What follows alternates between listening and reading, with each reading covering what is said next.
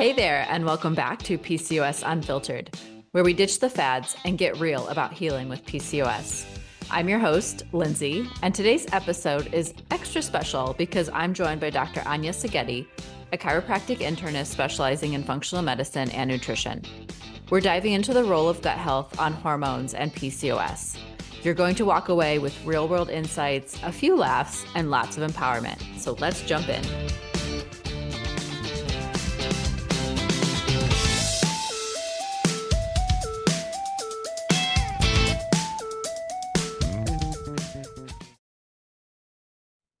Okay. Welcome. I have a very, very special guest today, a good friend of mine and special guest, Dr. Anya Szigeti. And I'm just going to let her kind of start it off. So first, can you just share about your journey and what's kind of brought you what you do and what's brought you here? I shall. Thank you so much, Mhm. Lindsie, for this opportunity. So, my journey actually began as a patient, and I struggled for years with a laundry list of symptoms, including things like chronic fatigue, bloating, brain fog, irregular cycles.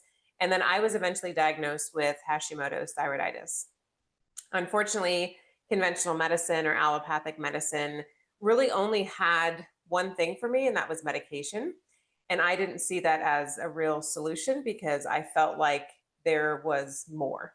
And so that search, that journey led me to holistic functional medicine. And through looking at the specific imbalances within my own health, my diet, my lifestyle, repairing my gut, balancing out my hormones, I was able to reclaim my energy and I was able to reverse many of my symptoms. And that journey transformed my health and my life so much. And I felt called to help others to do the same. So I actually quit my very high stress job in corporate America and went back to school, became a doctor, and now I help to guide other women who are going through their own health journeys. That's amazing.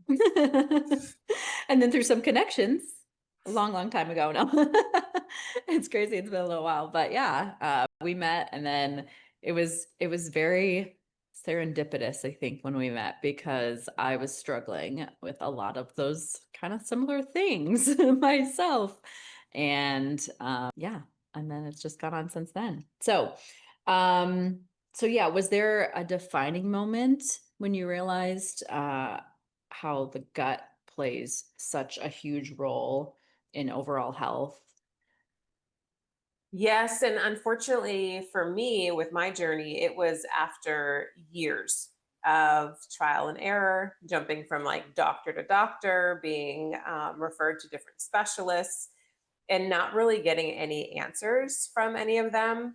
That I was connected with my holistic functional doctor, and he ordered a comprehensive diagnostic stool analysis, which revealed a lot of amazing information. It's actually one of my favorite tests that I order for my patients now. I get very up close and personal with with your stool. Very true. But I was able to see that I had like pretty significant imbalances called dysbiosis within my own gut, and some overgrowth and also some permeability within my gut, which now that I know what I know, those can all lead to a whole host of issues and were triggering a lot of my symptoms. And then when I started on the treatments and the recommendations, and my thyroid antibodies started dropping, and my energy started soaring, and my cycles regulated, I was like, oh my gosh, like this is kind of the key here. And so, when we look at the whole body and holistic functional medicine, we look at the gut as a very big piece of the puzzle. Um, there's lots of quotes from back in the day that all disease begins in the gut, but I believe that all health begins in the gut because once we are able to bring the gut into balance, that's where the majority of our immune system is. We're consuming food multiple times a day, so all these pieces of the puzzle have to go through the gut, and once Mhm. that is balanced, like other things just kind of fall into place, like a beautiful domino effect of holistic functional medicine. Yeah, for sure. So what's one thing that you wish more women knew about their guts, even if they're not experiencing any obvious digestive symptoms? What would you say?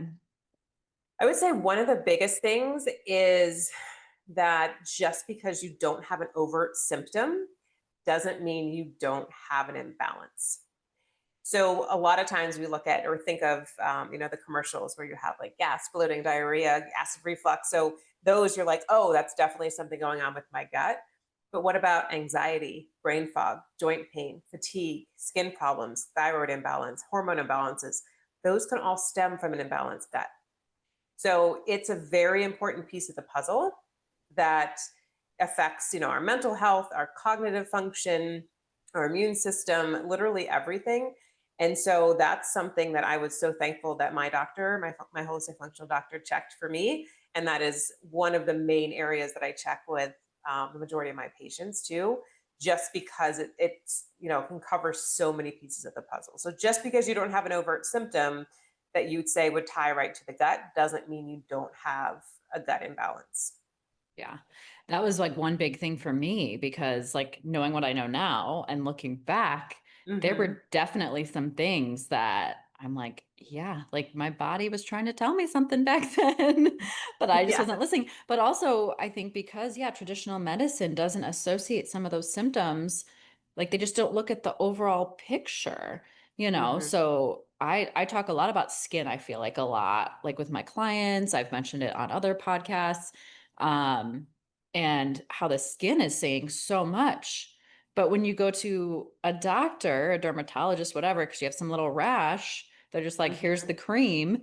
And they don't, Exactly. yeah, they don't associate with anything that could be going on inside your body. And when the skin is the Hmm. largest organ, especially, and it's the outward facing organ, Yeah, yeah, it's telling us so, so much. So, for sure. The skin um, is definitely an area that is going to reflect the health of the gut. And I often will share with patients that come to me with skin or even hair or nail complaints. mhm. And I have to explain to them from the very beginning, okay, that's what you see, but your body is very wise and it knows that there's imbalances going on elsewhere. This is its way of telling you something's wrong. We're going to work together. We're going to bring things back into balance. But I kind of hate to tell them, but the hair, skin, and nails are often the last on the priority list because your body's going to heal, your kidneys and your brain and your Always, heart and yeah, your gut. All of those are going to get priority over your hair, skin, and nails. But the hair, skin, yeah, and nails are what we see. yeah, So we're like, exactly. can we start there and just fix that? I'll Yeah. work on the rest of the stuff. No, that's not how the body works. The No. body is very wise and it's going to go in the hierarchy of survival for you. What's vital? Yeah. Yes. Exactly. Yeah, it's very true for sure. So how does the gut play a role with hormones? How can it directly affect hormones? And this could be for women in general or, specifically for women with PCOS. Yeah, so the gut plays a huge role. And one of the main functions of the gut with hormones is metabolization of estrogens. And we have three main estrogens. I'm sure that you educate on all of those. And so it helps to get those excess estrogens out of the body. And so, when we have estrogen, obviously, women, we need estrogen for sure. We want to have enough to be able to make estrogens, enough of the precursors. We want to have the proper amounts and the proper time of our cycle to have it. And then we want to be able to properly metabolize it and properly detoxify it.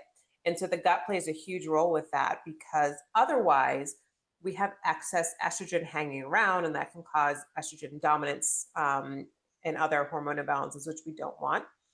The gut also plays a role with blood sugar control and inflammation. And so when our gut's imbalanced, it's going to worsen our ability to, um, manage our estrogen. Our insulin. This makes us more insulin resistant.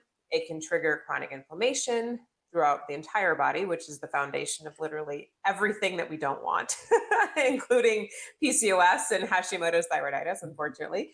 And of course, impairs our body's ability to properly detoxify, especially our estrogens. Yeah. Yeah. So can an unhealthy gut worsen symptoms well, I guess we kind of answered that, but Yeah, yeah, but yeah. but it definitely Um, can. I mean, and then when the gut lining is damaged as well, taking it kind of one step further, That can increase cortisol, that can raise blood sugar, trigger the systemic inflammation, and actually can impair ovulation. And Okay. so when we look at someone with PCOS, they were already in this very delicate hormone balance. And so having an unhealthy gut is going to just really push us, or, push that person really far out of balance, unfortunately. Is that kind of leaky gut? Is that what you would call that at that Yeah, point? yep. So there's definitely different stages of it. And I do have some awesome testing that I use to see where we are with the stages of leaky gut. And so, just to touch on that really quickly, just in case someone hasn't heard of leaky gut before, but our gut lining, and I'm going to use my hands because it's easier to see it. So, our gut lining is supposed to have little gaps in it. So, it's supposed to be semi permeable to allow certain size particles to pass through, but we don't want big particles to pass through because it's basically, if you think about it, it's a tube from the beginning to the end, going all the way through.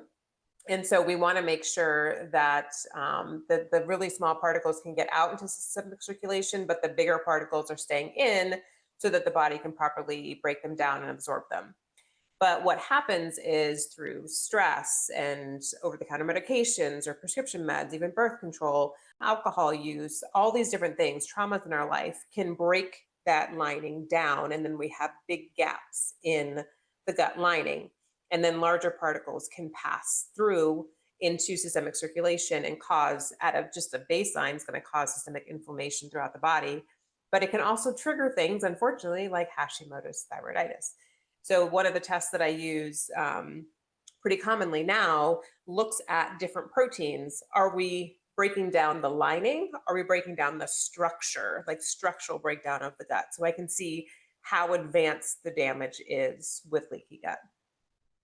Okay. Yeah, that's great. I just felt like we were kind of like leading into that a little bit. So I wanted you to just touch on that because it's also kind of something that I feel like kind of gets tossed around a little bit. Maybe a doctor's mentioned it, maybe they haven't, or they might have described it, but you didn't kind of know what it was. So I felt like, yeah, that Mhm. was good that we need to kind of talk about that. Another term that's tied with that is increased intestinal permeability. So if someone hears that term, that's leaky gut. Leaky gut is kind of the shorter term for it, but increased intestinal permeability is the more clinical term Okay. for it as well. Awesome. Uh, so yeah, why this is a good one. I like this one. Why do you think so many women don't connect the dots between how they treated their bodies in the past and their current symptoms? This has been a little bit of a wake-up call recently, I think, for me, getting some labs and like being reminded that things I probably did, in my 20s and 30s could now kind of be really, coming out. Yeah. So yeah, I wanted to definitely thank you for this question. This is an area that I think we've all been seriously misled, unfortunately. But dysfunctions don't happen overnight. They build up slowly over years of misguided choices. And the symptoms, unfortunately, don't show up until much later, years later. So there's a lot of different research out there right now, but roughly about 10 years is the general timeline for a chronic disease to present from the time when the imbalances really started to happen until there's significant symptomology for diagnosis, which is kind of crazy to think about. So, our bodies are beautiful, they're strong, they want to be balanced, and they will fight for you until they just can't anymore. And so, if we think about, and I'm again very thankful for a lot of the research that's being done into traumas. So, adverse childhood traumas have a huge impact on our health later on in life. Um, Things like birth control use. I know that you and I had talked about that too, that I think most of us did. And we just didn't, we weren't, maybe we were told the side effects and we're like, yeah, whatever, that's not going to happen to me because I'm bulletproof. I'm 20. It doesn't matter. Nothing can touch me. Exactly. Um, you Yep. know, and then like high stress lifestyle. Like I remember when I look back and I do the timelines with my patients too to really peel back the layers to figure out when things started to happen. But I look back at my own health and I'm like, okay, I was in a high stress job. I was training for ultra marathons and Ironman triathlons. I had been recently divorced. I'd lost my grandmother and my mother. Like I'm like listing all these huge things that had just happened in my life. And I'm like, oh my gosh, if one of those were going on, that's a lot for your body. And I had like six or Yeah. seven massive, huge life events that happened in a very short period of time. And then couple that with, the ultra processed food and poor sleep and, hanging out all night and drinking more than we should. And just all these things that we think, aren't going to affect us. And I'm, as guilty as all the others. Yep. In my 20s and 30s, I thought I was invincible. But that's the beautiful thing with what, you and I are doing now, is that we're able to pull together these pieces and start to put it together, the puzzle, and say, okay, yes, we did these things, but how do we work on, I don't want to say mitigating the damage, but like, where do we start to rebalance the body? What do we need to, what isn't serving us in this time right now? And what do we need to add in or do differently to help our bodies to heal? And also give ourselves grace, because we all have a story. We all have a life. We've all done things that, knowing what we know now, we would have done differently, but we can't do that. We can say, we're here in this moment right now, and how can I make the best choices for my health and my body moving forward without driving myself crazy? Exactly. Stressing your body out more. Yeah. Yeah. Like you definitely don't want to, you don't want the shame or the embarrassment or whatever from what you've done in the Mhm. past kind of coming to a head and then just, yeah, stressing you out more. You just have to kind of, okay, like you just said, what can we tackle first? How can we improve? What's the most important? Um, yeah. And even going back to what you were saying earlier about 10 years, because definitely 30s. There were definitely some things like, no, no, again, knowing what I know now and looking back, and I'm Mhm. like, yeah, but in my 20s, Mhm. you know, Yep. like you just Yeah. said, you think you're invincible. Oh my So gosh.